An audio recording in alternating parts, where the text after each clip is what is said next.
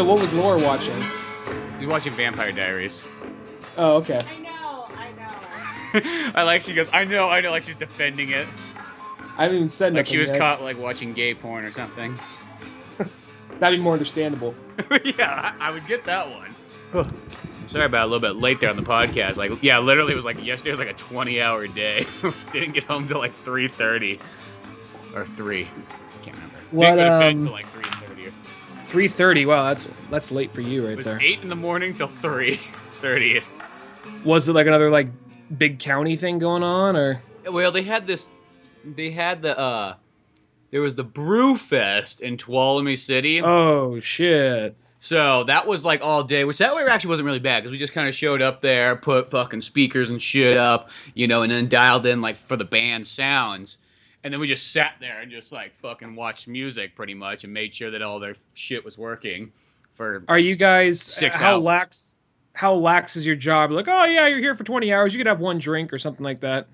I don't know. Sometimes I guess you could, but that didn't matter to me. I got free food though, so that's what counts. That's what's important. Yeah. I got this paper. It's like you get free food. I'm like, oh, I get free food now.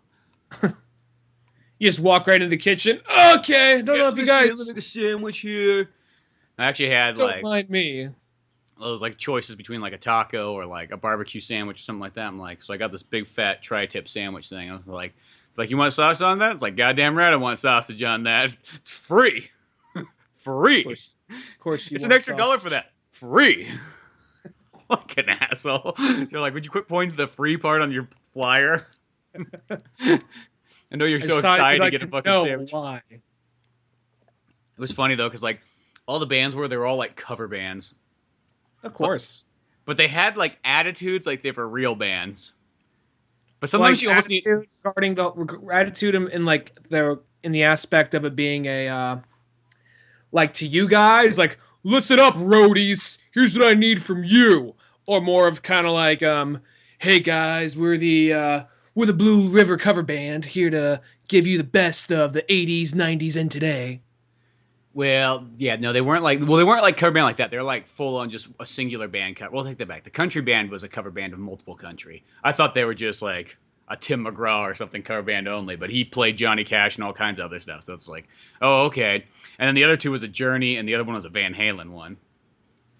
But the thing is, it's like one. It's like, sir, we are not roadies. We are sound engineers. Like, shut the fuck up.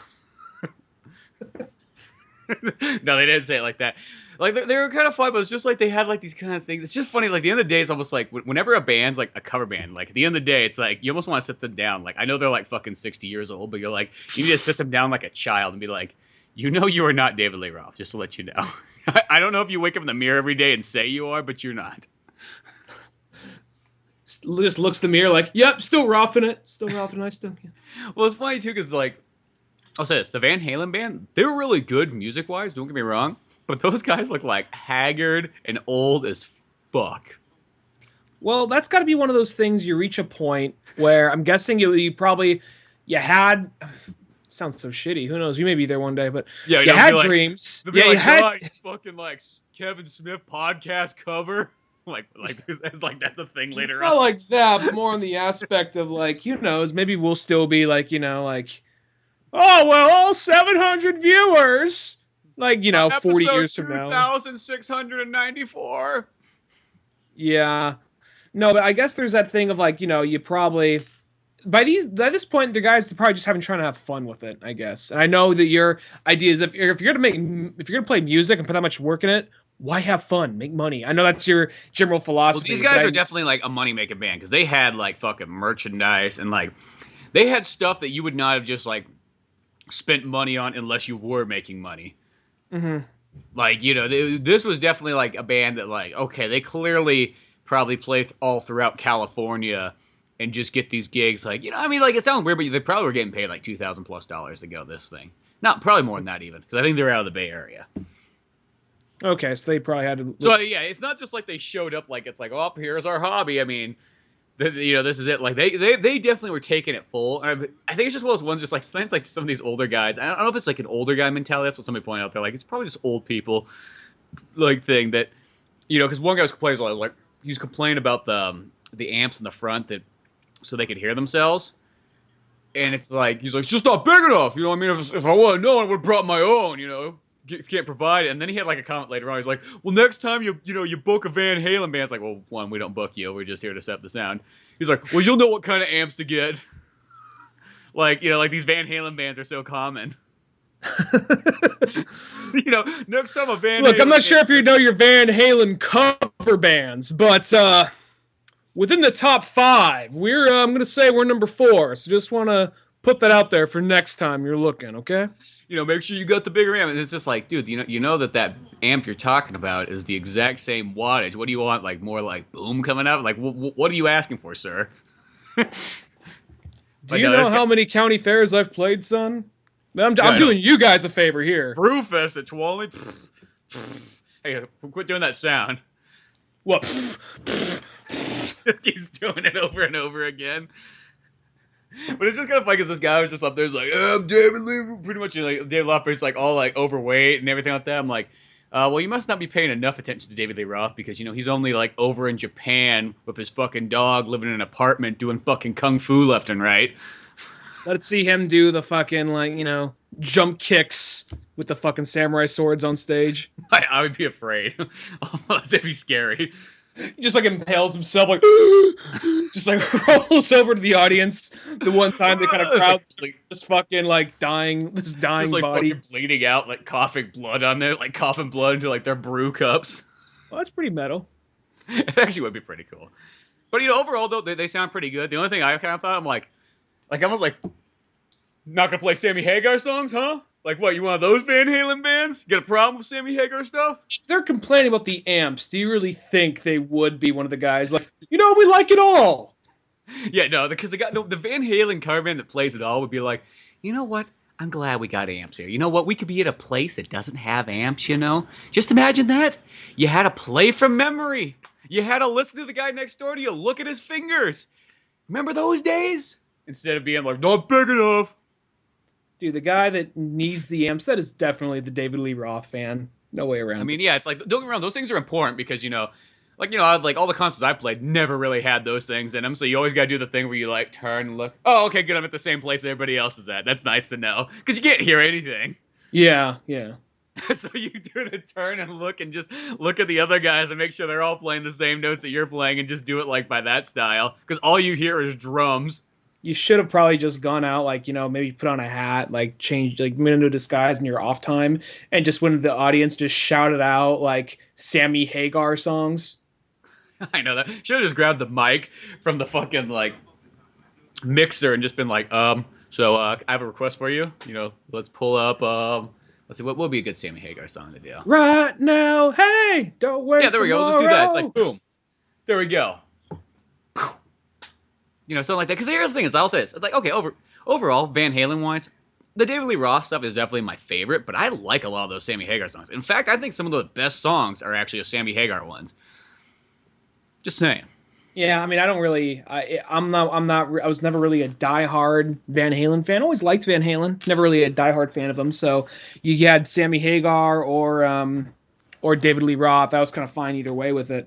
But, I noticed it's just kind of like the way people are with like Sammy Hagar are the same way they are with like Metallica past the Black Album. Yeah, I know. It was just that kind of change.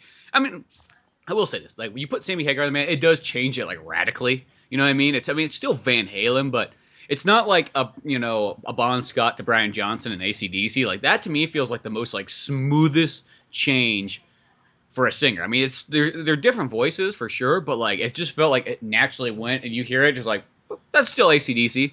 Where I can see where somebody would hear get Sammy Hagar on there, and it's like, well, that's more almost like a Sammy Hagar album that happened to have Eddie Van Halen playing guitar on it.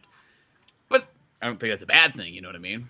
Every so often you hear those things of like what almost happened, and I don't know how much of it's rumor and how much of it almost did happen, but there's that whole thing of like they're considering about bringing in Eric Clapton for the Beatles when they're about to break up. Like, what if John left and we just brought Eric Clapton in instead? Yeah, I know. They're thinking like they had like that idea. That sounds more of like an audio slave kind of thing rather than like the continuation of the Beatles. Yeah, no, it definitely would be like, yeah, they would have to almost like switch names. It'd be like, because that's almost like how you think about like all the Tom Morello. I almost that's why I consider like Tom Morello like is like just the pure like artist, because it's like there's the Tom Morello Rage Against the Machine section, and then it's like almost like, okay, so you have Rage Against the Machine, then you have Audio Slave, and it's pretty much the same thing. We just switch singers, and then we have Street Sweeper Social Club. Once again, still the same band, like still the core band is always there, Hmm. and then Oh, that get doesn't Boots have Riley to Brad rap. Willick or Tim Comerford, does it? Yeah, it does. No, Street Super Social Club doesn't have They don't know that. I Tim. could have swore they're in No, like the lot. it's just Boots Riley and Tom Morello. It doesn't have Brad Who the Willick fuck's or playing? Who's playing bass and drums though in like those just videos? two guys. They got for it. At least when I first found out about Street Sweeper Social Club, it was just Tom Morello and Boots Riley on stage with two guys that I've never seen before, and the same guys I've seen in other videos here and there. So Oh, I could have swore the whole time. Well, I'm pretty sure now. Now I'm not too sure, but I'm thinking Prophets of Rage. though that's like, isn't that Cypress Hill and Tom Morello well, or the rapper and singer of Cypress Hill and Public Enemy, like those two main guys. And then I could have swore it was Tom Morello and Brad Willick and what's his name, Tim Comerford? Tim Comerfield. Yeah, I could have swore it was like the Band of Rage with having which that I can't wait for them to go fucking on tour and play in California or something like that. I gotta look them up because I know they're out there, but I just have not had a chance to listen to any of their music. I heard like one single and liked it, but beyond that, though, I haven't Well, they really. got like six singles, I guess you could kind of say. Like if you add them all up on Spotify, there's like maybe 5 or 6 different songs, Because but that's they're the coming out way. with a full album soon. Because that's the way whatchamacallit, Street Super Social Club was for a while. They were just this newly formed band, and they just went hopping around to different, like, oh yeah, we're playing with Nine Inch Nails. We're opening for Nine Inch Nails. We're gonna play for or whoever, and then from there they just kind of cranked out an album in that time. Didn't take any time. They'll only have one album and that one EP, but I wish they came out with more. But I got That's so good, I know. I don't know what happened. I think that because maybe like Boots Riley was too extreme for Tom Morello or something. I don't know, but yeah.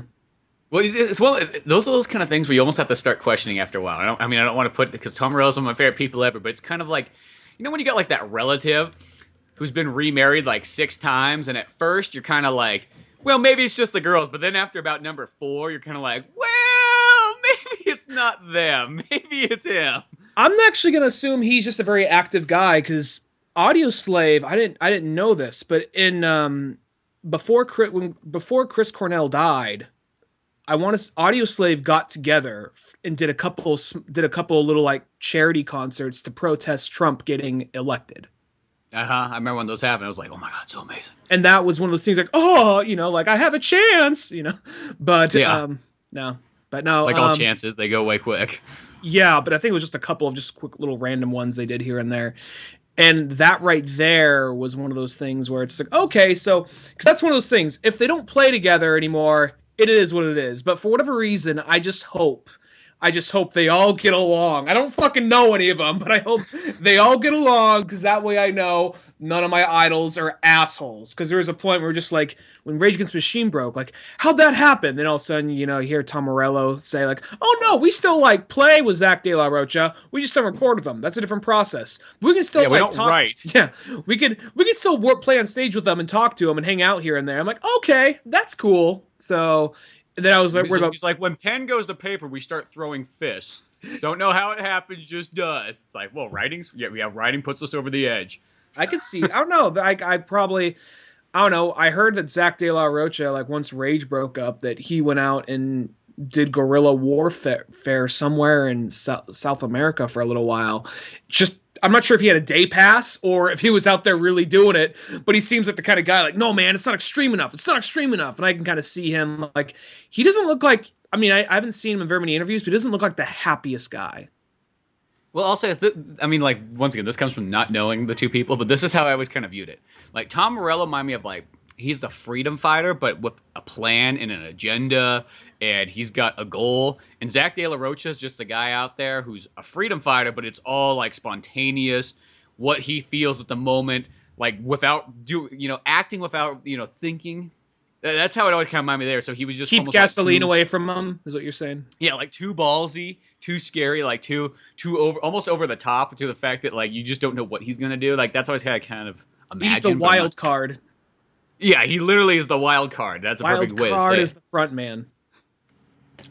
Have you ever listened to Zach De La Rocha's like other band? I almost even want to say it's called like the Zach De La Rocha Experience or something like that. No, I haven't actually. I gotta. I'll be honest. You know what?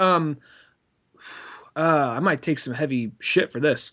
I mean, I got respect for Zach De La Rocha, but the big part of me, the big thing I loved about the Rage was the musical side of it. I liked his lyrics. I liked his singing fine and his rapping.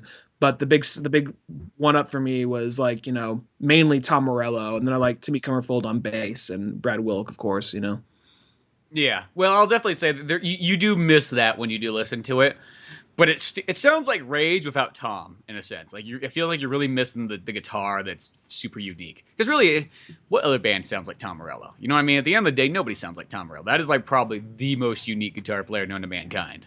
Well, yeah. Plus, that I watched a little bit. I didn't watch too much of it, but I watched a little bit of him giving a speech at Chris Cornell's funeral, because I was kind of wondering about like, God, are all these guys just kind of move on to the next thing, or are they like did they move on from the next thing, or are they still friends with each other? I'm like, oh, cool. They were still. I mean, it sucks it happened, of course. It's horrible it happened, but it was cool to see that he was at his funeral and he was giving a really heartfelt speech and all that, and then.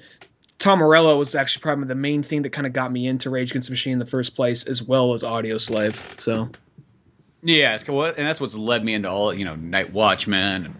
But Prophets of Rage, though, it's like I look at that, I'm like, dude, that's almost like one of the best combinations. Because one, like Public Enemy, that has always been one of those rap bands that I liked, even going way back in the day. Well, the way I knew about Public Enemy Terminator was from 2. Anthrax. Well, yeah, that too, but also like Anthrax and things like that because they did the song together and everything like that. So it's like Public Enemy, and to me that's always like proto Rage. When you really think about Public Enemy, it's like that is totally like the band that gets almost like Rage Against the Machine kind of going. You think about it because like they have like the same kind of viewpoints and all that kind of stuff. So Bad and Bad Brains perfect. And well, more just saying, yeah, just like lyric wise, you know what I mean? It's a fight the power band. Mm-hmm. Rage Against Machines is a fight the power band, and I think that's kind of cool. So to have them together, it's like. I wonder if Flavor Flav's sitting at home though, kind of like waiting for the phone call. I don't really know their whole backstory as much. I know that they were because there was that album that came. Well, I know that was it Wu-Tang? Wu-Tang did an album. I want to say it was Wu-Tang. Yeah, they did an album where they would bring on a different metal to hard rock band, and they would just do like a Wu-Tang cover, and Wu-Tang would come in and sing with them. They had "Shame on a Nigga" by System of a Down. Mm-hmm. They did that. They had Rage Against the Machine was on there somewhere. Incubus was on there. This is the days back when Incubus would get invited Incubus to Ozfest. Yeah. Back when Incubus was getting the call left and right and nobody questioned it. Yeah. And it was actually some of the songs were better than the other ones, but I remember liking the Rage one. I remember liking the System of a Down one. I don't remember what they all were, but it was kind of like all those big like hard rock 90s bands on there. Yeah, I remember that. I want to say it's Hard Rocks, and I want to say rock spell ROX or something like that.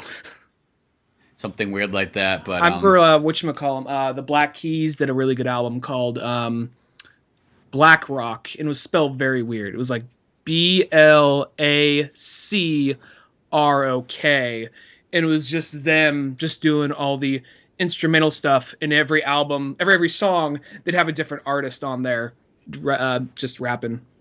Mm-hmm. So that was those are those like albums like when you spell it like that makes it just difficult to search for. Yeah, someone told me like look up for Black Rock. I'm like, what the fuck is? I'm like, Black Keys rap song. No, not the RZA thing from the Man with the Iron Fist. Oh, okay. Here it is.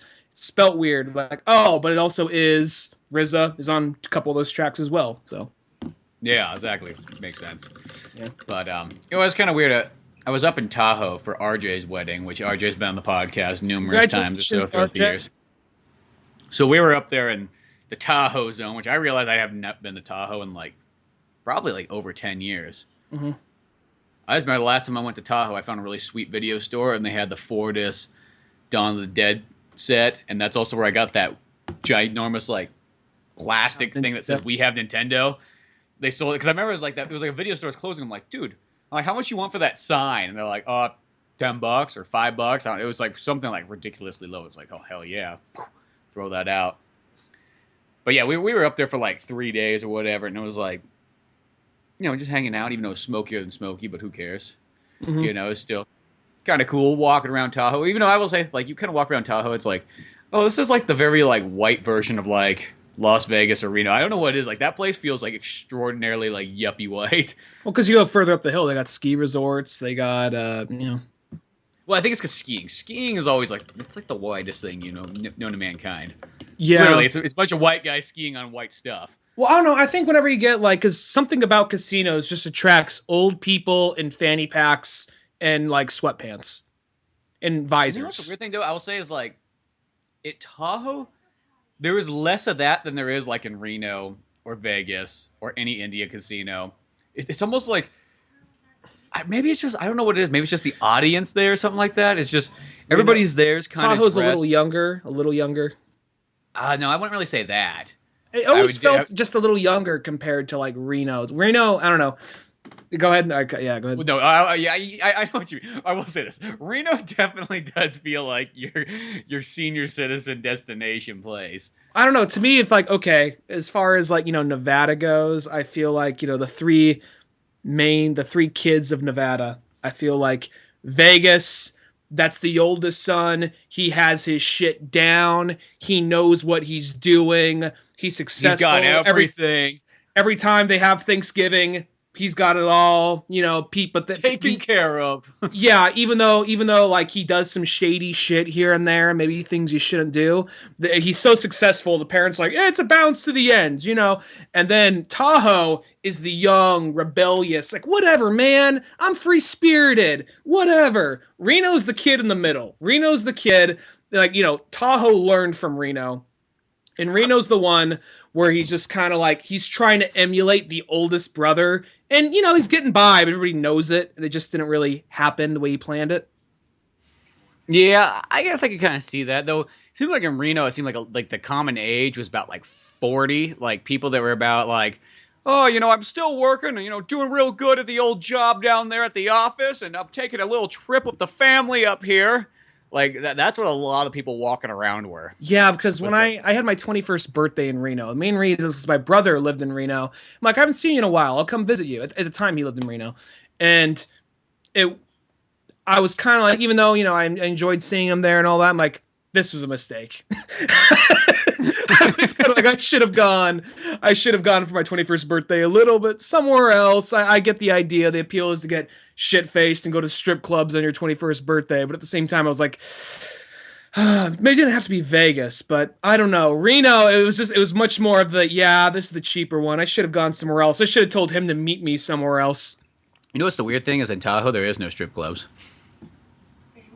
Really? Yeah, Buddy was trying to Buddy and Josh, they were literally trying to find this one guy. Josh. They're trying to peer pressure this other guy there who used to live with RJ for a bit. He's a real nice guy named Aaron.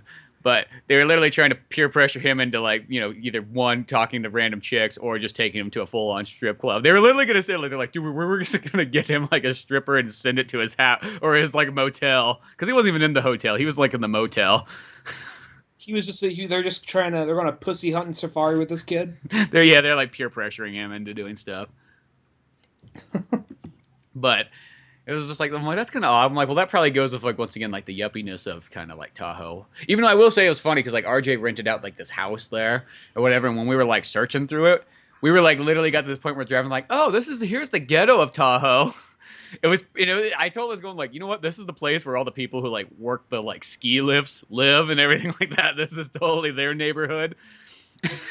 We were driving by. How was the ghetto of Tahoe? How It was does that just even the, work? it was just the run down hillbilly looking like you could just tell like this was old. This was Tahoe before skiing was invented. And now this is where all the people have been shoved to like once the yuppies moved in. These are the guys that had to chop down all the trees for the resort, and they said, "Now get the fuck out. Go back to your shanties." Yeah, exactly. They're like, "No, you move farther down. We're taking this spot right here where you were living, and this is our new home." You're where the snow goes when there's an avalanche. These are all the guys that after World War I, they're like, you know where I'm moving to? Tahoe. Ain't nobody there. I got to build my own house on the lake. It's going to be awesome. Then as time rolls on, they get fucking pushed out farther and farther. That's literally how my grandpa was on Donner Lake. Like after World War II, he built a house right on Donner Lake, and there was probably like 3 other people that had that idea. And then it's funny because then you watched over time all these rich, houses built up all around his, and then he's got this 1940s house stand there looking at everybody else, built with his own hands. God damn it! Oh, that's gotta cause some rage right there. But well, now Chinese people live there. Oh, for an older guy. Well, he's not there anymore. Just to let you. It's like okay. Grandpa's sitting there, a bunch of Chinese people. He's like brought into the house. Like at age 90, what did you want? Well, I want I want a Chinese family to live with me. Very progressive for the time. Yeah, you know what I mean? He's like, I thought you were against Asians. Japanese, not Chinese. Big fucking difference. Big fucking difference. No Chinese person would send missiles at us. Let's say that. But still, if he sees a bowl of rice, he gets like this murderous rage. He can't help it. It just kind of happens. And chopsticks put him over the edge. But no, in Tahoe, it was just a rundown. It looked kind of like old Tuolumne City. You could just see pickup trucks beat in fucking doors, fucking like houses that like needed to be repaired 25 years ago and still haven't been. I remember we were driving by a point and we're like, dude, it's the ghetto. And like someone's like, no, it's not the ghetto. And then Josh just points and looks and goes, look, ghetto. And there was just two Mexican guys walking by with bandanas fucking tied. Oh my God. I just couldn't help but laugh. That's where you don't want to test that theory right there, because that's where if it really was the ghetto. It just made me laugh because it just was once like someone's like, no, it's not the ghetto. It's just like it was literally like the stereotypical ghetto look just kind of walked right by. It's just like that was. Did he put it out and yell it at them like ghetto like that? On my back window, so it was literally just yelling at a window, but. Oh, okay. I thought you meant like he literally leaned out the window and pointed at him like that. But no, it was more like white ghetto. That's definitely what I think it was. Who knows who else? Like KFC ghetto, like redneck kind of ghetto, because I feel like if the big like if they did have like a big crowning achievement to that part of town, like look, we got a Black Bear Diner. Yeah, look, we're all about the blacks. Just like Jim, I don't think you're getting it. Don't. You know what I mean? I don't know. Well, we were like in an IHOP that was like fucking like the center of the world. I kid you not, because on the way out we're like, fuck, I don't want to spend any more money. Let's go to that fucking IHOP and get breakfast before we leave. And this IHOP, I think it housed every race known to mankind. I kid you not. It was like a fucking mecca where you could go and everybody was treated equal. IHOPs. I mean, dude, we walked in, it was just like there was white people, there was black people. There was Asians, there was Middle Easterns, there was Indians, there was Native Americans, there was everybody, there was bros, there was old people, there was, kids. It housed everybody. So basically kind of like any major city outside of Tuolumne County. No, because a lot of these other places, you still see, the thing about cities though, is you still see segregation. Like, you still will walk into one area and it seems like most people are hanging out here, and then you walk to another, and then there's a different group of people here. This one had them all in one central location to eat pancakes, bacon, and waffles. People like that moons over my hammy, so what are they going to do? I know, you can't beat that. I had the sampler, and it was just as good as it was in Oklahoma City. There you go. So something special about that. That's lifeblood over in like in Oklahoma City, isn't it? Just kind of like the or like when you were in Tennessee. Actually, no, weren't you in Tennessee? But Oklahoma City was on the way. Oklahoma City is where we got a hit and run. Oh yeah, that's right. Yeah. There's one of those ones where it's like you're clear. Someone hit and run you guys. Oh fuck! Someone hit you guys. Right? And then that guy. Oh, that 1970s car was not getting insurance on that red Jeep Cherokee. Exactly. It's like fuck that. You can see that guy was taking off. But no, it was kind of interesting in Tahoe, just like those kind of things like that. But I don't know. It's one of those kind of places. I kind of thought after about 3 days, I was like, I'm glad I do not live in Tahoe though, because that place is literally like it is not very big. I feel like that town's almost smaller than Sonora. Like there is just not that much shit there. And it's one of those ones like the downfall though is you're in this teeny tiny town just filled with fucking tourists 24/7 all year long. A friend of mine who I met here moved a little bit ago was trying to get me to move with him to Tahoe. I'm like, I don't know. I'm not gonna say it's who knows. There could be some fun stuff to do there, but I think of all the things about there. It's like, yeah, but then in the wintertime, it's just fucking dumping snow on you all fucking day long. And you got tourists up the yin yang everywhere and everything like that. But you're in this teeny tiny box fucking town. I remember one amazing video game store there though. I kid you not. RJ found this one. It's called the Warp Zone. Dude, he walked inside and it was just like all kinds. I mean, dude, there was box games of all types of stuff. I bought a bunch of Castlevania games in the box that I've been looking for. They had, like rarities. They had action figures. They had so much fucking video game stuff in there. It was one of those places. You go to a lot of video game stores and you're like, I'm kind of looking for this, this, and that. And you're lucky if you maybe find one of them.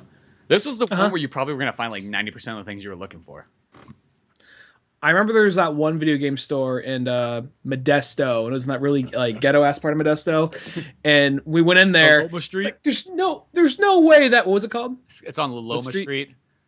There's no way that store's not a fucking front, because you go in there and like three guys behind the counter, they'll just stop and look at you like it's a fucking Western movie. Like you're almost expecting a guy to be playing ragtime on a piano and then stop as soon as you enter the door and then slowly go back. They have that look like, what the fuck are you doing in here? We came in here to shop. I bet you did.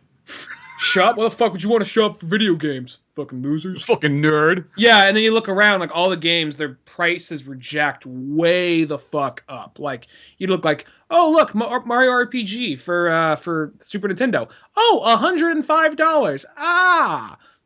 Which now that's probably the price of the game nowadays, but that time period, that was where like you could normally pick Mario RPG up for like $30. I started thinking about that when I was looking at that video game store. I was like, dude, you remember the time? Like there was a Chrono Trigger in the box for $400 at this one, and I was like, dude, you used to be able to pick up Chrono Trigger for $30 on the cartridge. It was probably like $70. Well, I mean, obviously when it's brand new, it was $70. But like there was a long 10-year period, if not more, that you could pick up all these games for not that much. Like $30 was considered expensive. I remember that was an expensive Super Nintendo game back in the day. It was $30 used. It's like fuck, it's $30. Yeah. Shit, that's like it. It's like an entire 2 months worth of like saving. I just remember whenever we went to that store like twice. First time like, oh look, there's a video game store. And then second time like, oh that's right, I remember I don't come in here because they just give me a shitty stare and everything's too expensive. Yeah, like it took 2 times for some reason to get it, but well, no, they're selling like the here's the special features disc for the Star Wars trilogy, $24 by itself. Oh. Oh, okay. Yeah. Should be like $2, but well, thank you. Okay. Yeah. No, yeah, that place was always kind of. I'm always kind of wondering if that place is still there. I do want to say, I want to say this. This is really surprising. People who don't know you, this isn't a big deal, but I saw Laura post something on Facebook. You ate a fucking burger. I did. I cannot. I'm having trouble believing that. Of course, you ate it like with a fucking salad, of course, but. And I was the only one who ate it with a salad, but okay, well, here's the thing. We were at RJ's at the Hard Rock, and this was his like after wedding rehearsal. The fuck's the word? Were you a groomsman? Yeah, I was a groomsman. It was me, Casey, Josh, Cody, his brother. I'm naming up people that nobody has any fucking idea who they are. And they might know Josh from older episodes. Yeah, Josh has been on the podcast before, but still, And then remember Pat Mounts from Ponderosa? Yeah, I remember him. So yeah, Pat was there too, which was really cool because I hadn't seen him for a while. But so we were all groomsmen. But yeah, RJ's after party had the Hard Rock Cafe. So on the list there was like 5 things you could choose from to eat from. 5 things. Okay, so this is what it was. You had the burger, which was their main thing. Then you had chicken strips, which I did think about getting chicken strips, but I did. This is the thing about ordering chicken strips. It's just like fish and chips. You never know how much you're gonna get compared to the fries. Lots of times, a lot of places, you can almost judge a restaurant based on this. If they give you like 2 chicken strips and then a mound of fries, or same thing with fish and chips, it's like you almost want to go like, dude, I asked for fish and chips, not chips and fish. Like, yeah. Hello, get it fucking like have a lot of fish and then a little bit of fries, not the other way around. That just shows that you're kind of a cheap restaurant, and you just try to fill up the plate with fries because you know it doesn't cost you anything. I did not know the conversation was going to go here. I was just trying to make a quick joke, like I've never seen you eat a cheeseburger before. I did not know they're gonna get on the a hate itinerary fish and chips. of what you could fucking eat there. So you didn't get the fish and chips. Well, there wasn't fish and chips. What I'm saying. No, okay. So there was that. Then there was a Caesar salad, which a Caesar salad generally is always kind of like, oh, that's kind of a shitty salad. Not saying anything against Caesar salad, but it's just kind of like it's like the most blandest of the salads. Of the salad like world, it's the one that's like, I eat healthy. I eat a Caesar salad. It's like because you don't like a lot of vegetables. Not saying anything against it, but it's shitty. Just saying. But and then okay, so there was that choice. And then there was, I mean, here's the thing. They probably were all good. I mean, I'm not saying that the Hard Rock Cafe was making things that weren't good, but whatever. And then there was macaroni and cheese. So I was kind of limited to here. There wasn't that many things to choose from. And when I was contemplating it, I was like, you know what? I guess I'll have to go for the burger. I'll get it without mayonnaise and mustard, which you didn't normally have on it anyways. It'll be easy. Had the burger, asked for the side salad, but I made sure that I said, hey, I know the side salad's not on there, but I don't want to hassle you guys. If it's too much of a problem, don't fucking worry about it, okay? Okay, buddy? You being such a health nut, I was just like, it's a fucking burger. He's eating a fucking burger. I had to make a statement about it. Like, how? What happened? It made Buddy so happy. Buddy was like fucking taking pictures and everything. Because if I eat with you, I feel guilty because it's one of those things like I'll have the flat wheat bread with mostly vegetables, only white meats, and I'm just like, dark meat's where it's at. I'm just like, meatballs with marinara sauce and salt, lots of salt, cheese, keep the cheese on there. So then, I'm just like eating it slowly. But I kid you not, this burger that I had, okay, so it was a burger, regular burger, and it had onions, tomatoes, whatever, blah, blah, blah. And then they put a fucking onion ring in the center of this. Oh, yeah, I guess that was its onion. Well, that kind of put it sort of over the top, because I kid you not, about 10 o'clock, 4 hours later, I had to throw up a bit. Oh, my so that burger, God. I couldn't handle the burger, so that's just what I came to the conclusion. Oh, my fucking God. An onion ring? I think the onion ring was what put it over the edge because that was sort of the taste that I have when I was kind of like laying there like, you know that point where like you have like those deep breaths, like I can get through this.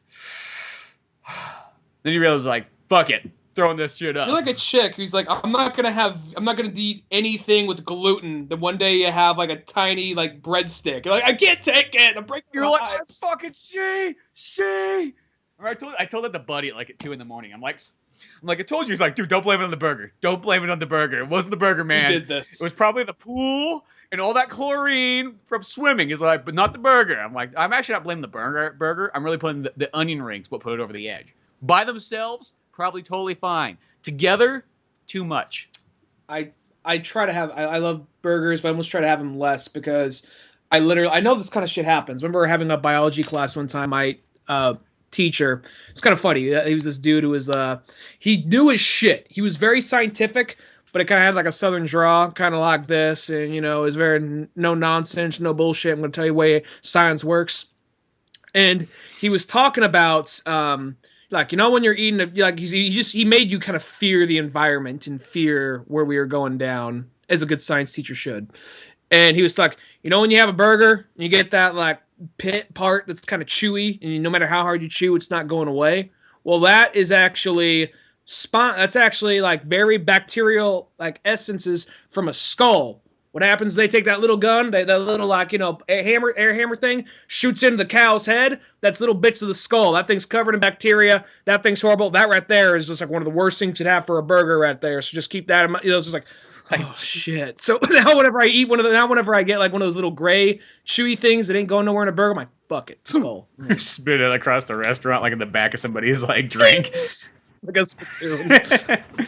But I don't know. See, as I said, that burger put me over the edge. Well, I think this is also what happened too. We went out to eat like earlier, and I had like it was this place called like the Angry Beaver or the fucking I don't know what the fuck it's called. Battered Beaver? It wasn't the Battered Beaver. No. Battered Beaver's in Oakdale that has that fucking amazing graphic design. I actually went there once to go get a T-shirt, and they didn't have a T-shirt. And I was pissed because I just like the design so much. No, this place was. I don't know. Just a beaver looks. No, it didn't have a beaver. Yeah, no, that in Oakdale it's amazing because it just looks like this beaver's just been like beaten to death like by somebody like punching it in the face over and over. I don't know why that excites me so much, but I just think that design just makes me laugh every time. Entendre! Go in there. But No, this place was called. I don't know. It's called something Beaver, and on their like T-shirt logos, it just always had like women in bikinis. So I don't know what that was supposed to be saying, but that was its design. And okay, well, whatever. That restaurant there, I had a really good sandwich, some kind of like chicken whatever sandwich with like all kinds of stuff. But I got the Cajun fries because I didn't want to spend $3 extra for the salad. I was getting cheap, and those Cajun fries, that flavor lasted with me for like 10 hours. So that probably didn't help either. That's what made me really contemplate the menu at the Hard Rock later on. I was like, I don't know though. Those Cajun fries put me over the edge. Mm-hmm. You know what's weird? That's why you just gotta like. That's why you just gotta eat horrible shit like me, and then just work out occasionally, so that way you just break even. Well, okay, I'm at this point right now where I'm attempting to progressively get to eating 5,000 calories a day. You know how fucking difficult that sort of is? Like, I sat around, like, I'm not a calorie counter, so I can only assume. For 3 days, like, calculating like a madman. Like, I was like Sephiroth in Final Fantasy VII when he's down in that fucking basement going back and forth through the books. I was going like, well, what could I eat that's, one, affordable, two, has the calories in it? I mean, because Kyle was like, dude, just go eat a bunch of McDonald's. I'm like, dude, I don't want to throw up every single day. Like, that doesn't help. That's not helping, Kyle. That's not what I'm going for. That's not where I want my 5,000 calories to come from. I know that. But you look at regular food, like, okay, dude, take rice, for example. How the fuck does anybody really get fat on rice? 2 giant fucking cup scoops of rice that you put into a rice maker that then makes, like, a humongous fucking pot. That's like 1,200 calories. I don't even know if you could eat. I mean, you could eat that in one day, but that would be, like, tough. And that's only, like, you're 1/5 of the way there. I'm just kind of like, you know what? I haven't had anything green yet today, so I'm going to have some broccoli with this. I'm literally like that guy. I don't even really count it. Like, oh, well, chicken's good for you, right? Yeah, this is Foster Farms chicken. Yeah, probably fine. Okay. But even that, like, okay, like, meat doesn't have a whole lot of calories in it either. I mean, you could eat meat all day long, and you'd probably breach a little over 1,000. It's kind of weird. It's like, so, it's like, okay, there's rice. Even fucking Top Ramen. Like, that one, too, it's like, there's only 400 calories in one thing of Top Ramen. You have to fucking eat like you're going out of style. Math and nutrition are definitely not my strong suits. So it's like, yeah, today I already ate 2,000 calories. I've only been awake since 3 o'clock, and now it's 3 hours later, 4 hours later, whatever it is right now. But, and that was already fucking intense. I made this ginormous bowl of muesli, which is like this, like, European style of oatmeal. It's got fucking nuts, and it's got like raisins and shit in it. And it's hard to find. You can't just find it at any store. But I made like 1,000+ calorie bowl of that with fucking honey and butter, and it was fucking delicious. But it was intense. I had to like go take a nap afterwards. I ate that, and I'm like, fuck it. I'm gonna go finish the rest of Knock Around, guys. Like, that's what this day is already. Knock Around, guys, the Vin Diesel one. The Vin Diesel one, exactly. I bought that movie a long time ago, and I saw it sitting there. I'm like, fuck, I haven't watched this yet. Let's put this on. Vin Diesel and the guy and the sniper from Saving Private Ryan. Yeah, and then it's also got Seth Green in it. It's like the friend Seth that fucks everything up. Yep. And then you got the smooth talking guy who's kind of the biggest pussy of the group, and then he gets killed, so it doesn't really matter. Well, the thing about him too comes in for a 5 second. Is his look looks too similar to the main character. I'm like, you gotta change. You do not give both those guys the same haircut. Give one of them something different. You know what I mean? They look too similar. When it's dark and it's from a distance, you can't tell who's who. Come on.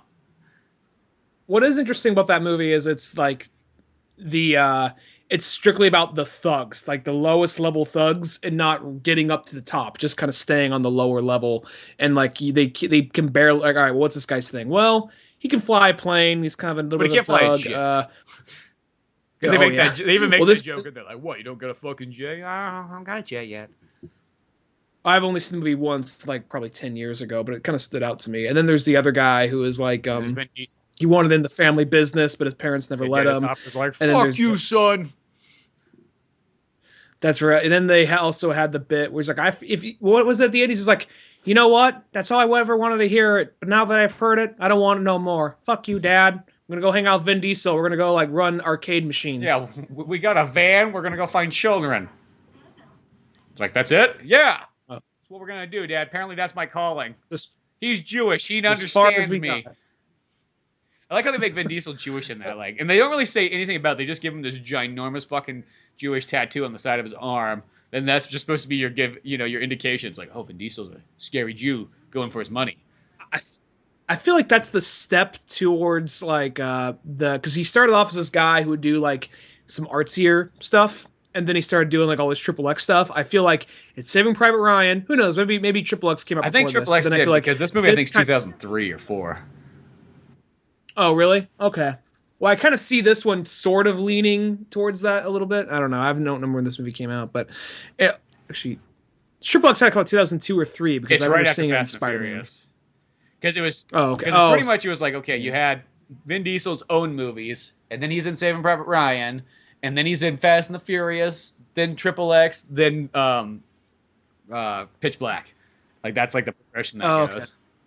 So this is the step back for a second, and then stepping. Yeah, it almost is sort of like a step back. This movie, I feel, because it's either that or it's just probably one of those like quick roles that he could take on. Like, hey, you got 3 months free. You want to come shoot this? He's the side guy. He's not the main character. He's in a lot, but he's still one of the main characters, but he's not the main character.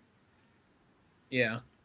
No, what was it? I actually. Oh, well, I'm going. I was gonna say I just saw Dunkirk and Valerian. Yeah, we haven't we'll seen talk those about yet, that. so we'll talk about those later. We'll have like rape session movies.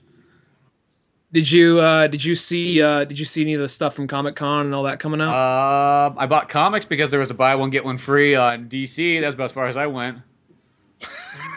Oh, okay. But I don't know if Comic-Con's still going on, but they released a bunch of trailers, new Justice League trailer, new leaked out Infinity War trailer. I heard about all this. I was hoping they would just show them once I went to the theater next.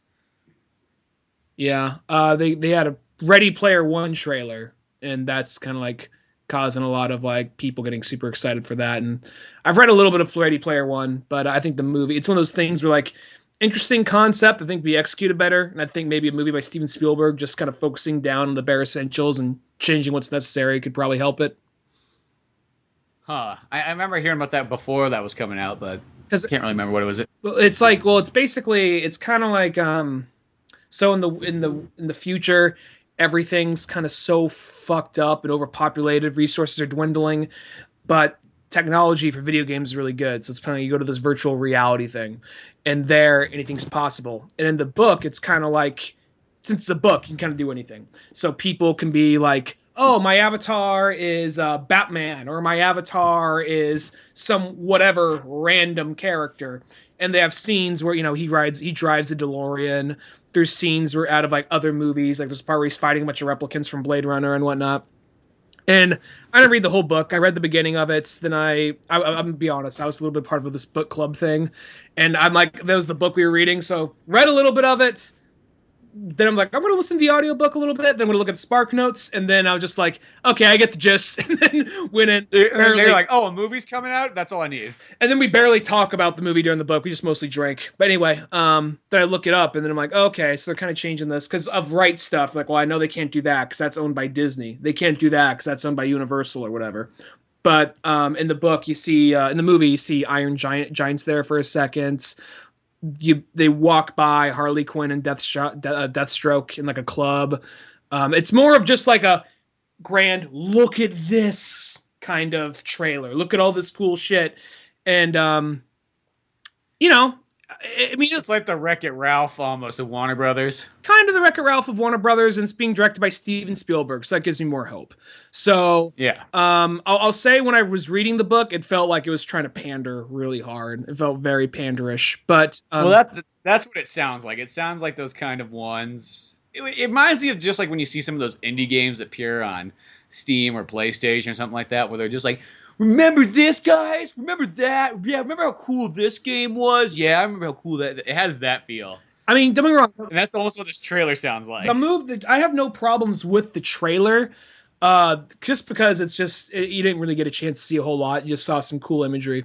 I feel like though this is the kind of movie. If we're saying this about this thing, think about like high school Ryan and high school Spencer seeing this thing like what's this, what's going, being so probably super amped. Now think of now are like, I don't know, seems kind of panderish. Now it's just kind of maybe that's the shit that's going to lead to the end of like summer blockbusters pretty soon. I don't know, because where do you go? Well, Where do you go after that? Well, I always kind of wonder. I'm like, well, I think those like kind of styles. I think that really appeals to children. Mm-hmm. Children fucking love the shit out of that kind of stuff. That all you gotta do is just show, you just show a bunch of random scenes of everything a kid likes. He's already fucking sold. I mean, they had like in this trailer, it's hard to see, but I freeze framed. I was looking around and I saw someone kind of break it down a little bit. You had Duke Nukem in there for a second. You had Freddy Krueger. So it's one of those things. Like the movie could be good. The fact that Spielberg's involved, it gives me a little bit of hope. And yeah, I mean, like I'd probably see it. I mean, it's Steven Spielberg, so why would I not see it? But and it still probably sounds like it could be cool. But sometimes I guess it, like when you get older, you see that you're like, what? Can't write your own original stuff? It comes back to that cover band thing. Like, hey, you're just using other people's material. It's, you know what I mean? Like, I mean, there's a way to use other people's material and have something brand new and fresh. But sometimes it's like if you're just doing like the remember, yeah, I remember. Sometimes you kind of get to the point where you're like, hey, that movie almost sounds like the Member Berries like fucking feature. It kind of is because I remember like from what I remember of the book. What a member of the book was kind of like 'cause what's going on is this guy who created this whole thing had he was obsessed with things from the 80s. So it wasn't just things from the 80s, but a lot of it had to do with stuff from the 80s.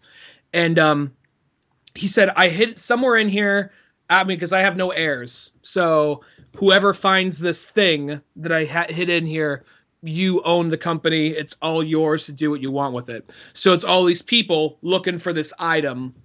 But the thing is, everyone's in a rush to get it because if some evil corporation gets it, that means they could probably tax it. They can start charging subscription services, and it's no longer free to the world.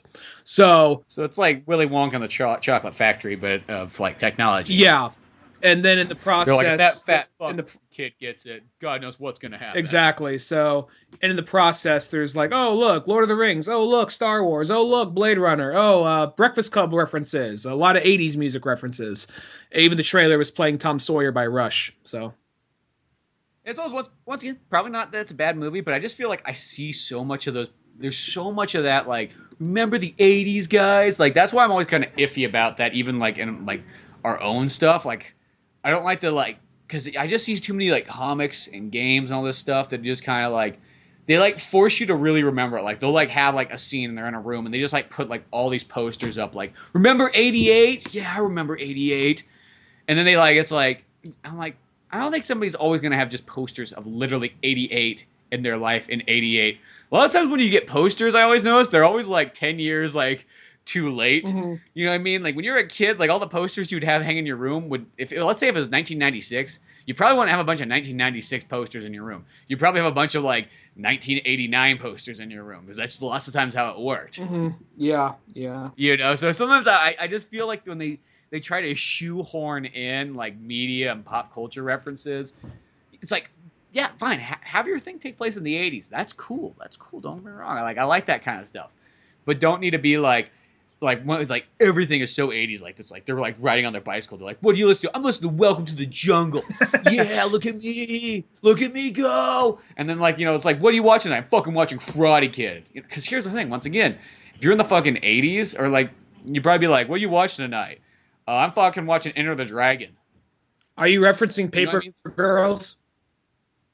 Well, yeah, Paper Girls that was a book that was kind of bad about it too. Like they really shoehorned that stuff in there. Like the book wasn't bad, but it was one of those ones like I almost wanted to like sit down the writers and be like, I see what you're doing. I get it. I see through your shit. Back a little bit. Just tell a fucking story and don't need to put like an exact date on everything. But I see it in a lot of things. I see it like in a lot of those indie games are also bad about it too. I think that now that our generation is kind of creating that kind of stuff because before it's just like we waited for the previous generation to make shit for us. Now we're making it ourselves. Or I can't say us, like us, we're doing it, but I mean, generation. Yeah. And it's almost like I still say it's actually like it's right now. It's the generation that's pretty much like I guess not really generation's the word, but it's the people right before us. It's the '80s kids are the ones making this stuff because technically we're not '80s still kids. 90s. We're still getting some '90s stuff though. I still see a lot of Well, no, that stuff's peering in there, but it's like I notice it's still like heavy 80s. Mhm. Heavy 80s is like still the main one, which just tells me that it's a bunch of 80s kids making shit. Yeah. Well, it's You know what I mean? It's people that are pretty much in their 30s instead of people that are like in like they're like late 20s, early 30s kind of section, I guess you could say. well, Stranger Things is like that. That one doesn't seem too bad about it. I mean, you do see like, oh, look. Is that one not bad? I never watched it because I looked at that. I was like, that looks like Paper Girls. I don't need to see. I already read Paper Girls. Why do I need to see? I'm gonna say it feels a lot more Stephen. It's like a combination of things. Feels a lot more Stephen King-ish, a lot more Spielberg-ish. It's good. I'm not sure. It's a don't take this the wrong way, but you know exactly what I mean. It's a live action TV show, so then again, I'm not sure if you'll be into it. So how good can it really be? Well, is what you're saying? No, I like it, but I'm saying because I know that Okay. you say. Thing is, I know that you don't like the pro. You kind of want one or two stories move forward. You don't want three or four. I don't like the filler stuff. And that one, I'm thinking back on it. You got a story that focuses on the kids. You got a story that focuses on the sheriff, the mom. You got So it's four or got a lot five. of You got filler. 4 or 5 stories, and they're all leading to the same spot. They all involve the stuff that's going on. There's a little bit of a love triangle type shit going on to an extent, but it's not as much as like Breaking Aren't Bad. they like 10-year-olds? What? Aren't they like 10-year-olds? Well, there's also like the older sister and the older brother. Oh, okay. Yeah. But I don't know. I looked at that, and that to me is like, not saying that it can't be good, but it felt like I was just looking at that, and that show felt like the TV version of Remember. Like that's how I looked at it. I felt like, well, I've seen Steven Spielberg movies and Stephen King stuff that look just like this, and I've read things that are like that. I mean, once again, not saying that it can't be good, but I know it's they got their audience and everything. And then, secondly, TV. It takes a lot of effort for me to watch a TV show.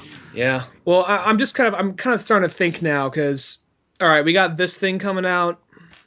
People are already. I mean, I think there's always going to be superhero movies now, but I don't think they're going to come out as much as they are. And plus eventually, people are going to get tired of Star Wars movies. You're always going to have people that love Star Wars, but with Star Wars movies coming out once a year, you're definitely going to have people going like, okay, let's slow it down. And now you got this movie coming out that's like basically any major Warner Brothers franchise jammed into this thing, into this like nerd-tastic orgy, explosion fest. So I can't help but wonder eventually you're like, what's left after, you get Justice League and Marvel. I guess Justice League and Marvel meet. I guess Marvel and DC meet, or Star Wars fused with something else. Past that, what do you really got, though? Yeah, I mean, next, I guess, because they've kind of pulled all the big guns, I guess you could say.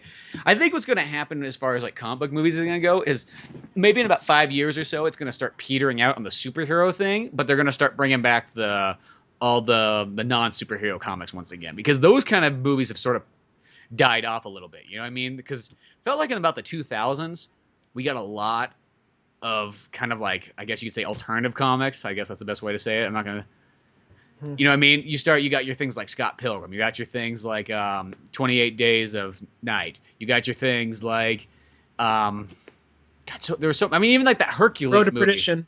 and like those things like that, they're all based off like a comic book. So there was a lot of that kind of stuff going on, which I know it's like now it's like that doesn't happen as often. You know what I mean? You don't see trailers anymore where it's like based off the graphic novel. That's kind of rare anymore.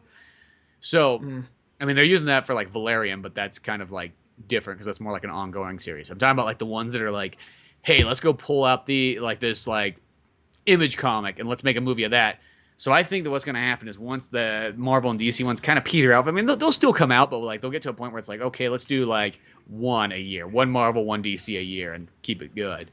I think what's going to start happening is they're going to start pulling in more darker, more serious stories, and then go through a section where they just start ripping through. Because like the Image library, I think would be like 1, 2. It's like you could rip through that and just make make movie after movie after movie based on fucking comics that are only like anywhere from 5 to 10 issues long, and you'd have so many movies to make. Like I feel like that's going to be the next big one.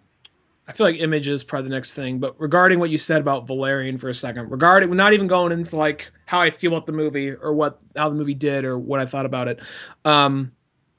Even that though, because that right there, you said that's an ongoing thing, but that's also a thing that predates Star Wars. Like that actually influenced Star Wars. Yeah, that well, comic. it's almost like a John Carter thing, I guess you could say. Yeah, like even those kind of things though, it's kind of like that's one of those things where people are like, I notice it's almost kind of like hard to get a sci-fi thing off the ground unless it's like Star Wars, because Or Alien. people like or space or Alien, yeah. Like I'm talking about space opera type shit, because even when like John, because like I mean, without going into the movie, like people really don't seem to give a shit that much. And like same thing with like John Carter when that came out. So it's just like it's almost kind of hard to do the thing. This inspired Star Wars. Well, it's not Star Wars, so I don't give a fuck. Well, And I think Star Trek, the reason why that was doing the people like the first J. Abrams Star Trek so much was like it's kind of like Star Wars. And then by the time Into Darkness was coming out, Star Wars people like, so they're making more Star Wars. Yeah, I know that kind of killed the Star Trek like kind of buzz right there. Well, I think that's sort of it. Well, seriously about sci-fi. Sci-fi is a genre that most people don't generally like, but Star Wars is kind of like easily accessible sci-fi. The only thing though is like I do feel that like by having a Star Wars movie coming out every single year, that's gonna totally burn out like mom and pop in Oklahoma audience. Like the guy who will live, breathe, and eat Star Wars, they could have a Star Wars movie every month and they would not have a problem. But for people who just like sort of like, oh, I like the Star Wars flicks, I feel like they're gonna get to the point where. I mean, I already noticed it even right now. There's so many people that's like, oh yeah, I'll get around to seeing Rogue One. Like it's not that big of a deal anymore. You know what I mean? I mean, every time I go to the theater, because when I went to go see both, like I don't know, I see a lot of movies now, and well, I always haven't seen a lot of movies, I guess. But Good statement. When I went to go see Rogue One, or whenever I went to go see a Star Wars movie, it was packed. It was packed. But I went to go see Spider-Man: Homecoming again, and Was not it as dead the packed second time around. Second time around, not as packed. Granted, it was a Sunday matinee, but still, that's was still still a a huge day though. Sunday matinee, that's one of the biggest days.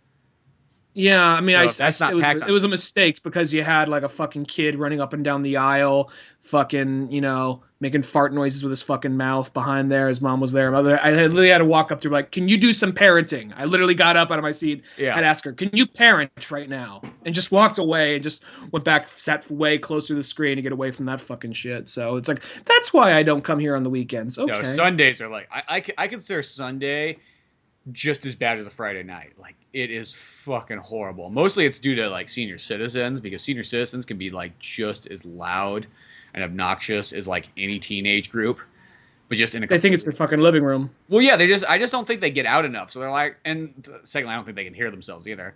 So they'll like fucking talk in like their loud voice. They have that thing like, can I say that out loud? Am I saying this out loud? Yeah, except for that voice, that like thing that questions that has went away. It like died off like at age 72. It fucking just like had a fucking stroke and passed away. So now they don't know the difference between talking in their mind or talking out loud or whispering. I noticed that I'm only 30, and I already realize that I'm starting to just kind of slip and say what I'm thinking out loud when I think I'm by myself. So I'm like, shit, I'm probably gonna be one of them.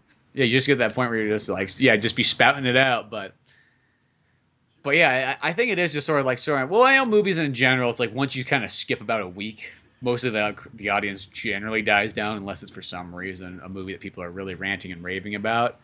But I think that's kind of like I think we're going to come to another dark age where like people want, and I say that where a sense where people want dark, probably maybe a little bit more serious stories, more like bleak things. Because right now it's kind of a happy period of movies. A lot of movies are kind of family friendly, kind of lighthearted, bright and colorful. I mean, the Marvel Studios movies, if those are the biggest movies, that's a perfect example. Is like those movies are pretty easygoing. You know what I mean? They haven't got to like, they're not dark and bleak. I feel like with DC, they just continue that. They're like, we know it's going to get fucking dark and bleak anytime again. We'll just continue our wave. We will blast through this fucking family-friendly bullshit that Marvel thinks they can create. I fear that DC, what's going to happen is they're going to get that by the time they're popular and they're already popular. By the time that they're really respected, kind of like Marvel, their people will be over superhero movies. I kind of fear that's what's going to happen with them because yeah, by the time then they can maybe pull those cards where they can start having like dark fucking rated R Batman movies, and it might work out fine. Well, I'm thinking in the context of because like don't get me wrong. I'm not saying that these movies are going to get bad. I'm liking like most of what I'm seeing from Marvel and DC, but I feel like the general public though is gonna like, wait, another Spider-Man, another Captain America. Wait, which one? Oh, I thought that was. Isn't Wonder Woman an Avenger? What? I mean, I see a lot of They're that gonna type get of shit. they're gonna get kind of confused. Yeah, I think that's sort of what's gonna. I just think that people are just gonna get burnt out. Like for me, I could watch this stuff till the end of time. I am 100% content with that. Same You thing know, here. you can bring back some other genres, but we all know that about every 5 years or so, things start to shift, and we go into a kind of a different like section of movie making, Mhm. and it's a given. It's happened for the last 100 years, and they always change.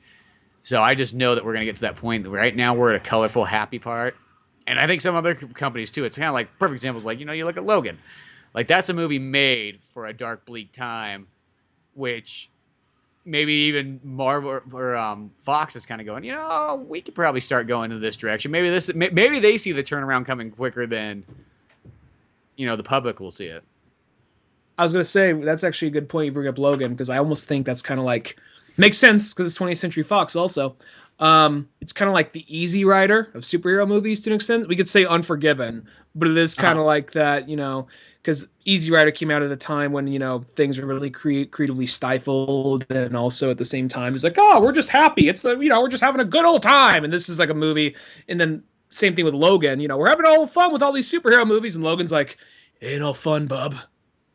Well, that's kind of like 50s and 60s. That's why it's kind of like one of my least favorite sections of movie making time period, is because too many movies then are all too family friendly, happy, almost a little too optimistic. I'm not saying there's not good movies in the 50s and 60s. There's definitely tons of them, but that's what I like about the late 60s is they get to that point where they're like, fuck it. Remember the 30s when shit just went down? Let's get back to that time period again. Mm-hmm. Yeah. That's what I like about the 30s. The 30s is like no holds barred, like fucking filmmaking where nobody gives a flying fuck what happens. You can fucking slap a woman, throw over your shoulder, and just like walk off screen and have it fade. And you're like, what the fuck just happened there? It's like 30s. The 30s. That's what happened. That's what happened. You know what I mean? You could have an Indian friend who wears a diaper and you can make fun of him the whole time, but that's okay. 30s. Yeah. I was gonna. I feel like that we are kind of coming back around to. I don't know. I feel like we got a big mix of everything right now because there's so much diversity and everything right now. Like just in selection, I think that. Do you mean when you say we're going back to darker stuff? Do you mean Like the mainstream 2000s. darker stuff? We're talking like mainstream Yeah. darker stuff. Okay. Yeah, mainstream Like, stuff. I mean, obviously, all these genres always exist. You know what I mean? It's just Yeah. like what's gonna be like what's gonna be the popular stuff. That's more what I mean by that. Because yeah, it's just like a Western movie. Yeah, they don't make Westerns as much as they used to, but you can always still find a couple Westerns every single year, and you find a little bit more nowadays actually, which is kind of cool. Mhm. But Well, I'm wondering if what they're going to do is they're probably just going to, like you said, like maybe instead of having like a like all right, how many superhero movies have we had this year? We got Logan, we had three Spider-Man. Marvel. What? Yeah, Logan, Spider-Man, Wonder Guardians, Wonder Woman, Woman. Guardians. We got Thor 3 coming out, and then we got Justice League in November. And then if you want to, even though it's not comic book, it's still kind of within that same realm and same fandom, another Star Wars. So that's 6 to 7. That's like 7 major continuing stories right there. So eventually I think that's going to probably drop down to like maybe 2 or 3 a year. From That's 7 what to I'm 2 kind or of 3. thinking. Be about like one Marvel, one DC, and then maybe one kind of like alternative, Mhm. like sort of like a Fox movie or something like that. But I don't know. It'll be interesting to see like what they kind of do next or where anybody decides to take that. But I know for a fact it's like I think give it about 3 more years, the darker, bleaker, serious movies will kind of start probably coming out a little bit more. Yeah, I mean, I think that because I will keep on seeing all these essays Like about like this is gonna kill a superhero franchise. I'm like, it's not gonna die. It's just gonna go away for a little while and then come back somewhere else. No westerns aren't dead. They just come back a little later. yeah, well, because it's like perfect example, like a Western movie seems about like every year you're kind of guaranteed about one major Western movie and then about a couple like ones that don't make it to theaters. Mm-hmm. But we still get a Western movie all the time. You know what I Yeah. mean? And I always feel like it's my civic duty that I have to, if it's in theaters, I have to go see it. You know what I mean? God damn it, somebody's got to support that. So we're kind of forcing a smile a little bit through Lone Ranger. Like, yeah, it was a western. Yeah. Well, the thing is, I feel like I like Lone Ranger more than like most people did, so. Same thing here. I mean, I liked it, but I know I had problems. Just was, we said it then, but trying too hard with the comedy. Yeah, trying too hard with comedy, like, should have been, like, too long of an origin story, and then the Lone Ranger should have been the main character, not Johnny Depp. Just saying. Just saying. His name's Just say his name's in the title. I like how they have, like, even on the, like, promotional piece, it was like Johnny Depp's eyes with the crow. I'm like, yeah, it's not the Lone Ranger. Yeah, exactly. It's just one of those ones, like, yeah. See, that's one of those weird ones, too. It's like, that really never got that much flack for, like, Johnny Depp playing a Native American guy. Like, that's such a, you know what I mean? Like, it's weird how there's certain people will throw arms up at different ones, but then there's other ones where it's like, oh, nobody really seemed to care. It didn't get it didn't really get a whole lot of shit. I mean, it was mentioned, but it wasn't like people are protesting out in the streets. Native Americans are closing casinos because of all this Johnny Depp, like, playing in the Lone Ranger. I heard some shit because, he actually went to whatever tribe that Kato was supposed to be, and he went to them and, like, the Kato or Toto. He went to whatever tribe that Kato. No wonder he got shit. Dustin didn't even remember his own 50s shows. What was it? With the Bruce Lee's, family.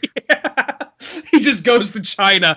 Like, yeah, sure, you got our blessing. Okay. He just goes there in a fucking Kato outfit. Like, should we tell him? No, it's Johnny Depp. We just let him do what Johnny does. Just let him put a funny hat on and he's good. They'll have to Keith Richards for the next 2.5 hours. No, fuck. What was his? What was the sidekick's name in Lone Ranger? Tonto. Tonto. Yeah, Tonto. There we go. It's close. Kato. Tonto. There's an O at the end. That sounds like such like a 50s racism. Close enough. Same. Yeah. Well, there's an O. Same people that didn't fight in World War II. Well, Tonto, he whatever the character's name was, he went to his actual tribe, and he's just like, he was blessed and was given, like, he was considered to be an honorable member of their tribe, so that's what made it okay. And I think by that he's just like, look, here's a bunch of fucking money. Will you guys not complain? Okay, cool. I'm gonna go wear a dead bird on my head now for the next 2.5 hours. Yeah, but it's like one of those ones, like, to me it's always weird if somebody says, like, oh, we didn't like that character. I mean, like, that, like, to me I always consider, like, that was considered, like, to me, progressive of, like, the 50s, you know what I mean? Like, that's technically, like, super progressive. Like, the fact that they actually, when you have movies beforehand where they're always fighting Indians, and it's like, oh no, his buddy, his sidekick is a Native American? Like, to me it's like, dude, that's, I think it's something that, I think people sometimes forget, like, in hindsight, like, how, like, progressive sometimes those are, at least for the time. Everybody always wants to go back and, like, knock on certain things like that, but that's how I look at it. I'm like, dude, it's like, without those steps like that, you don't get to where you are now. You got to have those, like, moments where, like, people get closer and closer to be in there to where they can finally star. Mm-hmm. Well, it's one of those things, like, it's maybe in hindsight it doesn't really appear right, but really, as you said, you don't really kind of get there. Yeah, it's like if you take it from, like, the 50s perspective, it's like, dude, that is like, people are up at arms like, I ain't watching no show. It's got an Indian as a sidekick. That was happening left and right, like fucking the 50s. Oh, yeah. So, that's, so obviously it's fucking progressive right there. It's making, like, old rednecks angry. Old, like, 1800s rednecks pissed off. Yeah, so it's like, what?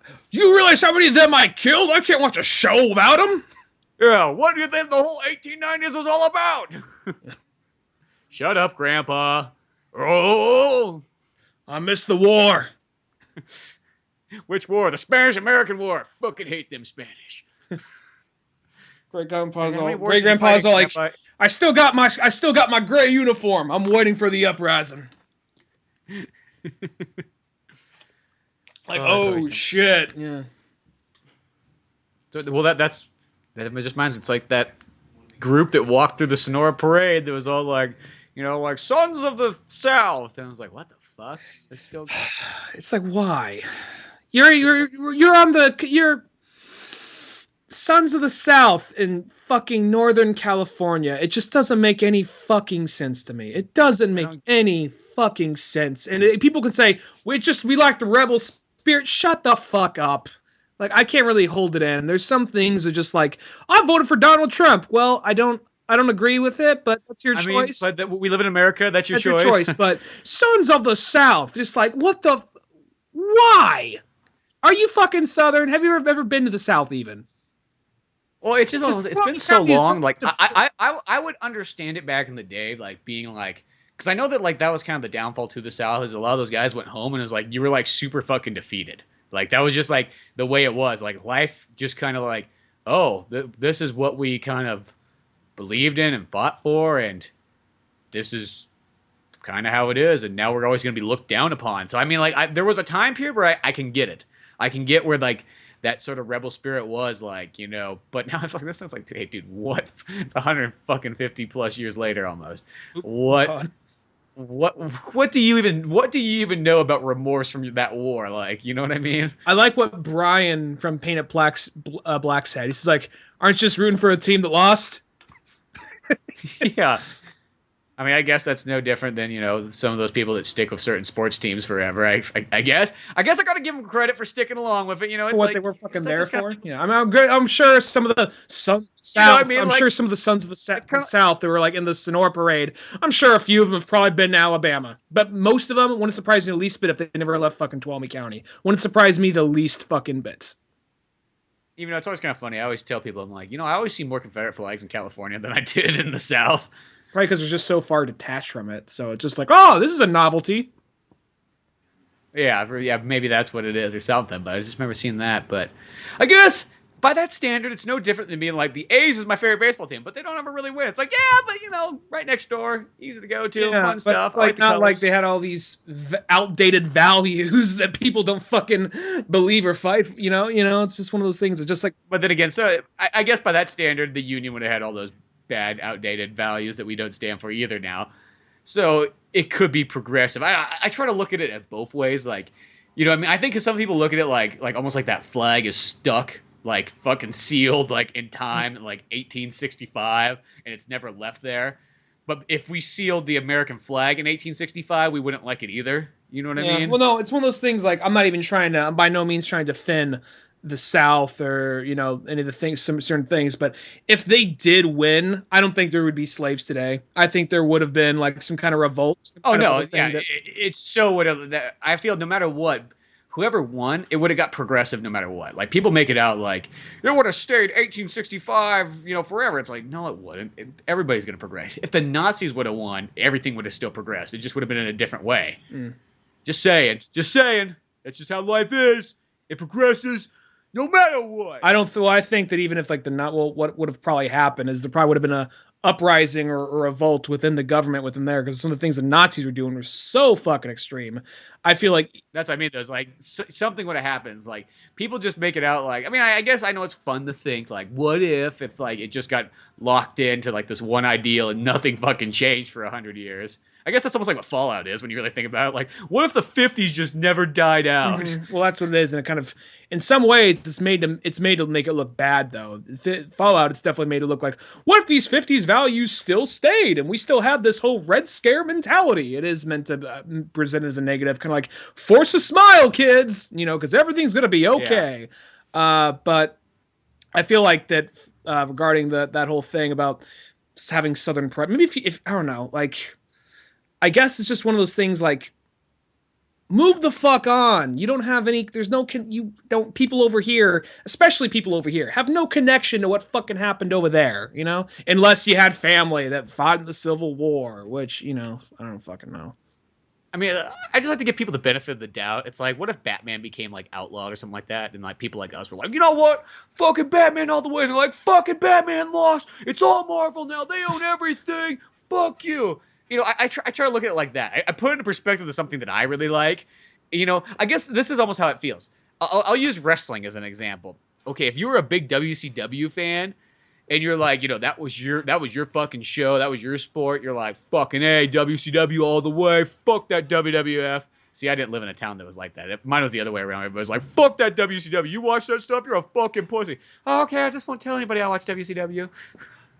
And then later on, you realize it's like, dude, WCW is like just as good as WWF. I mean, give or take. You just kind of understand. But I look at it like that. That's a perfect example of like almost like a civil war of wrestling fans. And when it got to that point where WCW ended up just spending so much money and had those ridiculous contracts for all those superstars and so on, and couldn't, and pretty much almost just collapsed, and WWF bought it, and it was kind of one of those ones like they bought it, and then it's almost like if you were a WCW fan, you almost just couldn't go walking around wearing your WCW shirt like in fucking the early 2000s. You know what I mean? You would have been shamed. There's one right there. So I mean, like that. Get in the van. I have to put. That's perspective. I have to put that Confederate thing in. It's like that. And nowadays, you can wear a WCW T-shirt, and that's a cool thing because people now respect both sides. They kind of look at it and give a little bit more optimism towards. Well, I know it's different stuff. Yeah, it's not a war, but it was a war, TV war. Well, here's the thing. Okay, I'm not trying to be some SJW. It's just like, just make it go away. Make it so it never happened, and we'll just pretend everything's happy and shame everybody. It's one of those things where it's like, they were, by today's standards, they would be considered fucking terrorists, okay? If they had a group of people succeeding and attacking other places, it would be viewed as terrorism. And I'm not saying that's what they were, because it was a very different time. Things were happening differently. Yeah, the country wasn't even fully, totally established yet. It was still like working all the kinks. It was still bumpy. They're still figuring shit out.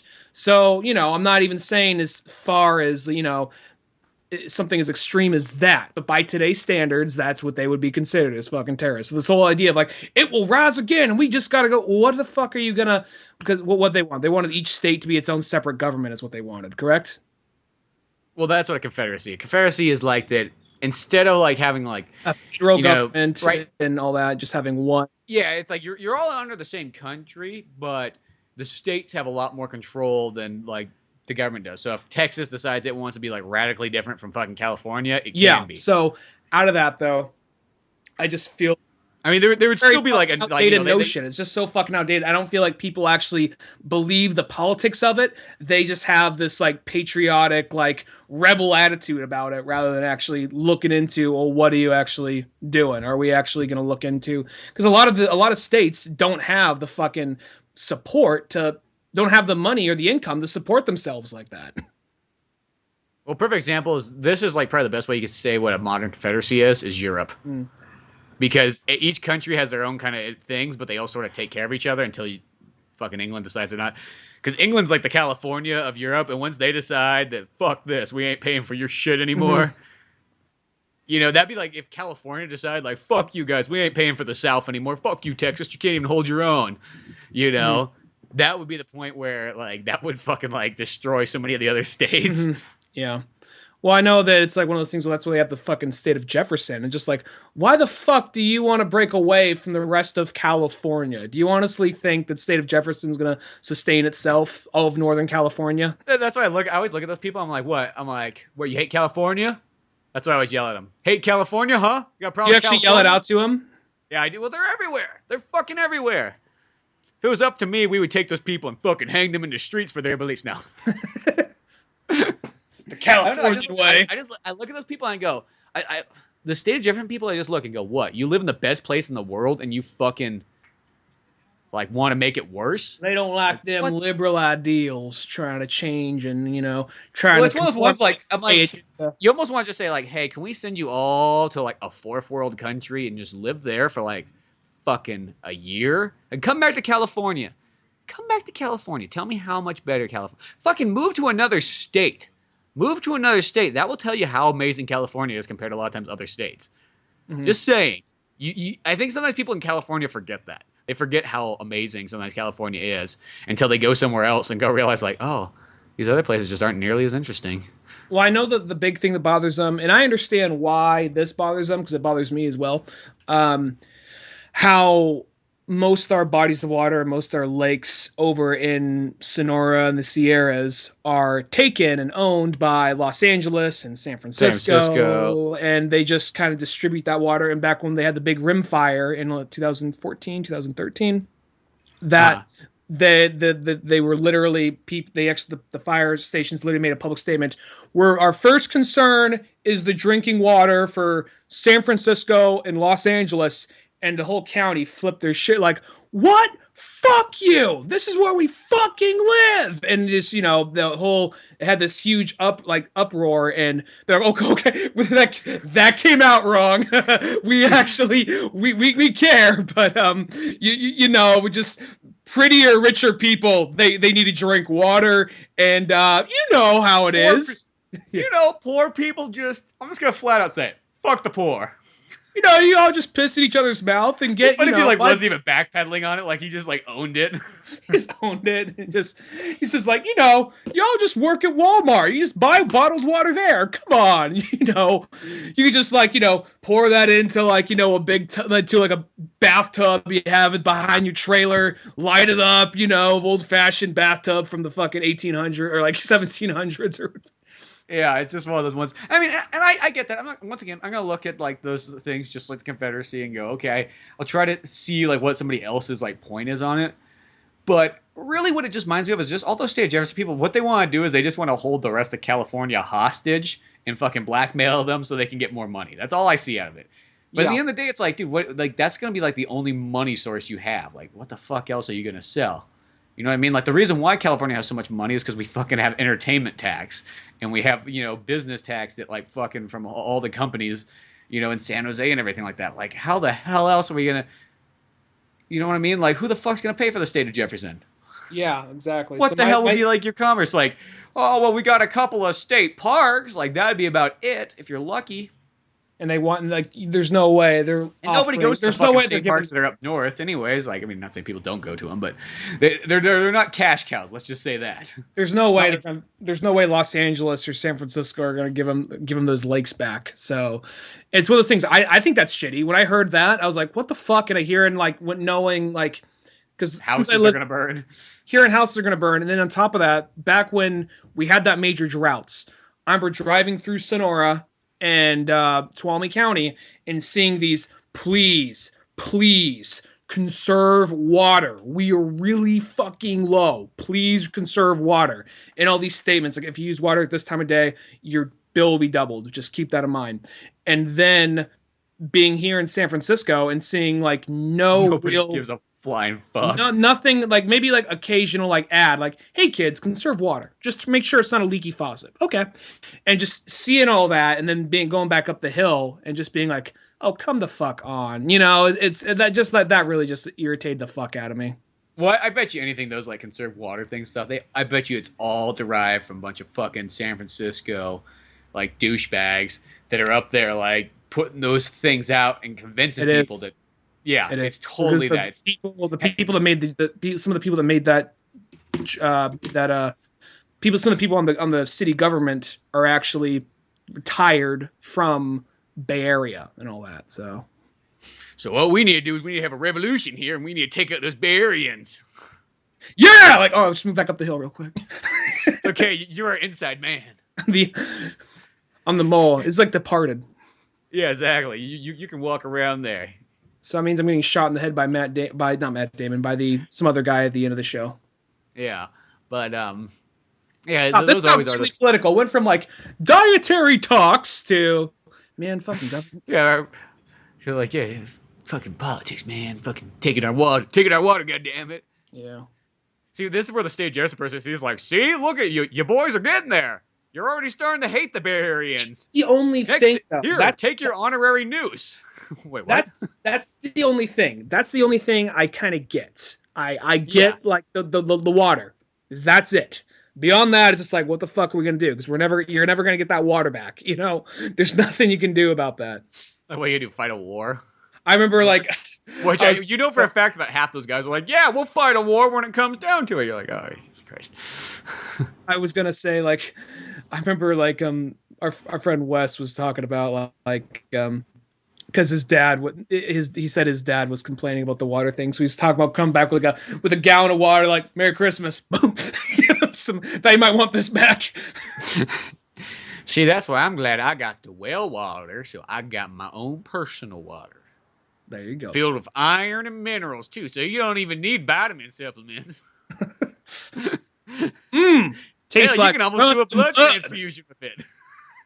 Means a squirrel must have got cotton and died. Okay, it's more protein.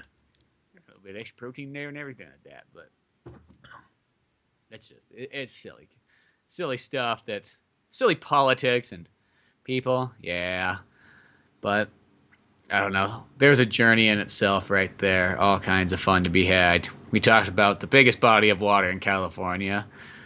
Talked about food and diets and how that body of water came back to haunt us all. Yeah. I don't know where I want to go with that. But check out Old Man Orange. He knows something I don't. Go to oldmanorange.com for more podcasts, cartoons, music, and more. And be sure to check out Pizza Boyz on Amazon. And issue 2 will actually be on Comixology on July 26th. So probably by the time this comes up. So check all that fun stuff out. Until then, I'm Spencer Scott Holmes. I'm Ryan Dunigan. And we'll see you some other time. Later, folks. Thanks for listening to the Old Man Orange podcast. Check out our website at oldmanorange.com for even more podcasts, cartoons, videos, music, and more. Send us an email at oldmanorangepodcast@yahoo.com. Be sure to subscribe, share, rate, and review us on iTunes, Podomatic, or any of the other fine sites we might be located on. And if you want to help out even more, click on the Amazon or GameStop links on our webpage before you make any purchases there. Won't cost you a penny, but it sends us a little something our way. Thanks for listening, and tune in next week to Old Man Orange.